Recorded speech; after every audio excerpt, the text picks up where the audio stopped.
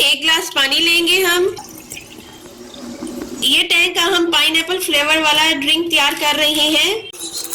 आप चाहे तो ये डायरेक्ट ही इसमें शामिल कर लें, चाहे तो इसमें आप चीनी शामिल कर लें। मैं इसमें 1 टेबलस्पून चीनी शामिल कर रही हूँ। अब हम इसमें टैंक पाइनएप्पल शामिल करेंगे।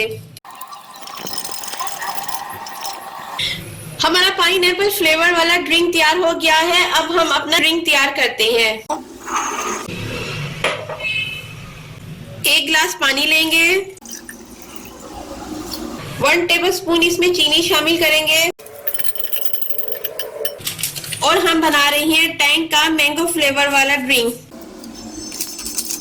आप चाहें तो इसमें चीनी ना शामिल करें, ये डायरेक्ट ही आप इसमें ये शामिल कर लें। मैं चीनी इसमें शामिल कर रही हूँ और अब हम इसमें मैंगो फ्लेवर ऐड करेंगे। अब ये तीसरा ड्रिंक भी तैयार हो गया है।